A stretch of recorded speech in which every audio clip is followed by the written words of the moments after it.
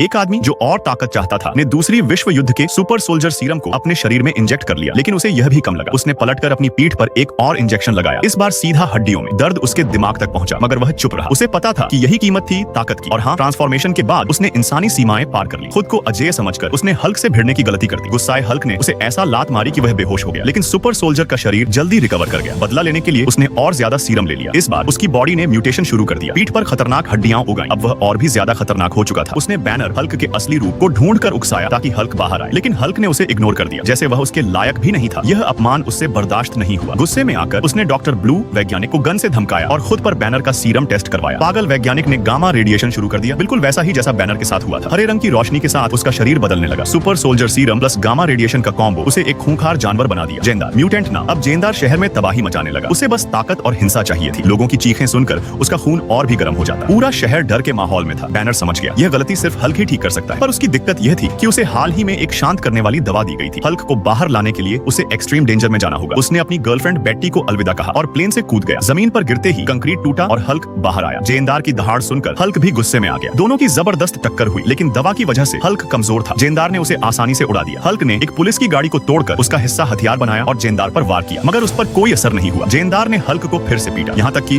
उसका मेटल हथियार भी टूट गया। तभी आर्मी के हेलीकॉप्टर ने जेंदार पर फायरिंग शुरू की। हल्क को एहसास हुआ कि यह एक जाल है। वह जेंदार को रोकने के लिए भागा। दोनों की लड़ाई में हेलीकॉप्टर क्रैश हो गया, जिसमें जनरल रॉस और बेट्टी थे। हल्क ने बेट्टी को बचाने की कोशिश की, लेकिन जेंदार ने उसे रोक दिया। हल्क फिर से फंस गया। जेंदार ने उसकी गर्दन दबोच ली। हल्क बेबस हो रहा था, तभी बेट्टी ने उसे देखा। उसकी मौजूदगी ने हल्क को नई ताकत दी। उसने जेंदार को पकड़कर जोरदार चपेट में लिया, लेकिन तभी हेलीकॉप्टर के टूटे हुए तारों से आग लग गई, जो बेट्टी की तरफ बढ़ने लगी। हल्क ने तुरंत हवा में जोरदार प्रहार किया और आग बुझा दी, मगर जेंदार ने फिर हमला किया। उसने हल्क को लोहे की चेन से पीटा। हल्क गिर गया और जेंदार बेट्टी की तरफ बढ़ा। हल्क ने संभल कर चेन उठाई और जेंदार की गर्दन पर लपेट दी। जब जेंदार ने हार नहीं मानी तो हल्क ने उसकी पीठ से निकली हड्डी निकालकर उसी के सीने में घोंप